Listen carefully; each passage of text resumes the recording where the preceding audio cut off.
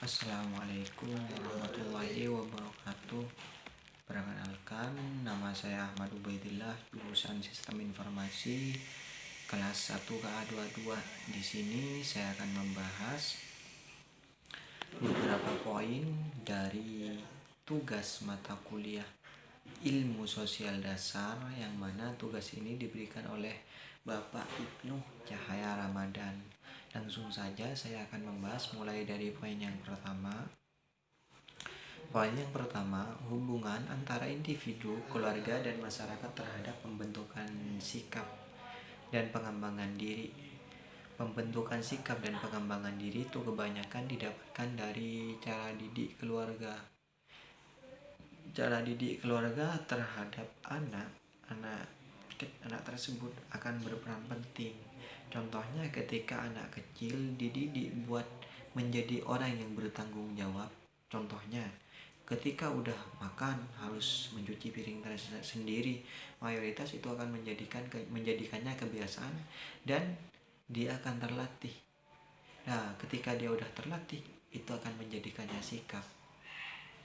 Itu contohnya bertanggung jawab. Contohnya buat disiplin, harus bangun jam 5 pagi, harus sholat berjamaah bareng keluarga. Itu akan menjadikannya sikap, dan dia akan terbiasa buat bangun waktu subuh. Itu udah terbiasa karena dia udah dididik dan terlatih buat berkata jujur, nggak boleh bohong. Kalau ketahuan bohong, uang jajannya dikurangi. Mayoritas dia akan terbiasa buat selalu berkata jujur.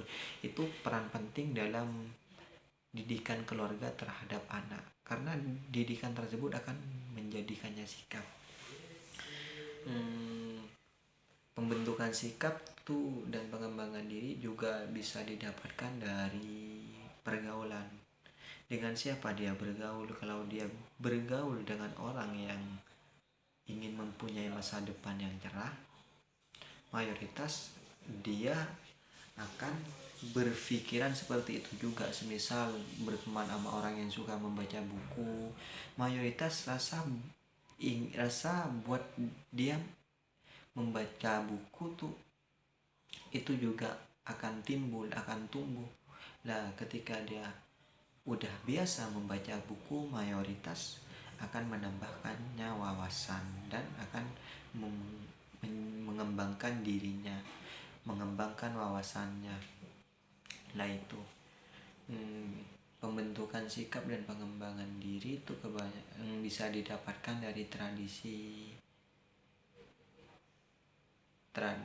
Semisal kayak sikap angkuh. Kalau di Madura tuh semisal carok, demi harga diri dia rela mati. Itu kan menjadikannya sikap.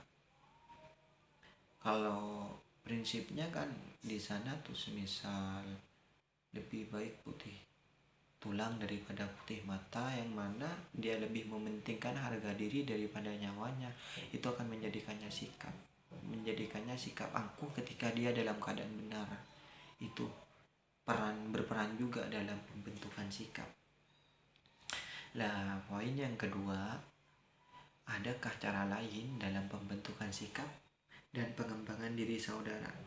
Pembentukan sikap dan pengembangan diri itu bisa kita dapatkan ketika kita bisa menjadikan kegagalan jadi pelajaran. Itu akan menjadikan diri kita berkembang.